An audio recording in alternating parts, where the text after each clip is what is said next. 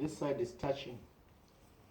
When you paint, it's touching to the frame, causing the paint to peel off.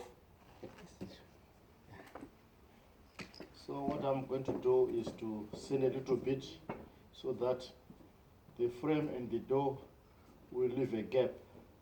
That is what I'm going to do today. There are two sections where it needs to be sanded down so that the door will close nicely without touching to the frame and not causing also the paint to peel off.